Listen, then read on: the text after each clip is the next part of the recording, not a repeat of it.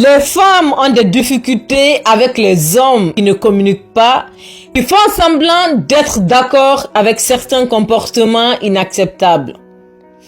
Disons par exemple que je sors avec un homme qui accepte que je réponde tardivement à ses messages, qui accepte que je continue de parler à mon ex, qui accepte que j'annule et reporte sans cesse nos rendez-vous.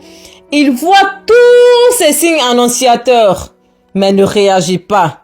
Je sais déjà que cet homme est un homme malléable, qui est facilement distrait par ses émotions, qui ne sait pas s'imposer, qui ne sait pas se défendre, qui accepte l'inacceptable. Et le problème avec ça est, si je suis une femme de grande valeur, de bonne moralité, qui a des principes, je ne voudrais pas de cet homme. Je le quitterai pour un homme qui sait s'imposer, qui n'accepte pas l'inacceptable, qui ne se laisse pas distraire par ses émotions, qui exige qu'on lui donne le traitement qu'il mérite.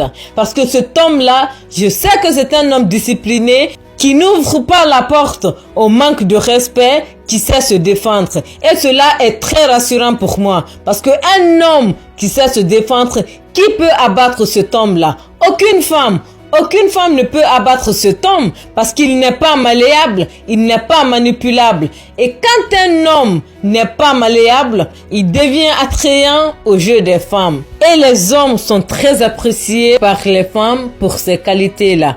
Parce que les femmes aiment se sentir en sécurité. Et la sécurité implique être avec quelqu'un qui sait reconnaître les comportements inacceptables, qui sait s'imposer, qui ne se laisse pas facilement distraire par ses émotions, qui sait se défendre, qui ne sacrifie pas l'authenticité pour garder une femme, qui communique clairement ses sentiments, ses besoins, ses attentes, ses intentions et qui sait s'imposer, qui sait poser des limites. Et c'est la meilleure façon de trouver quelqu'un qui vous aimera de manière authentique. Ne craignez pas que le fait de vous défendre coûtera cher à votre relation. Bien au contraire, c'est une manière d'apprendre à votre partenaire comment elle doit vous aimer et vous traiter.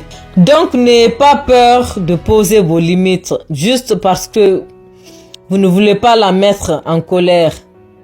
Vous devez gérer l'inconfort.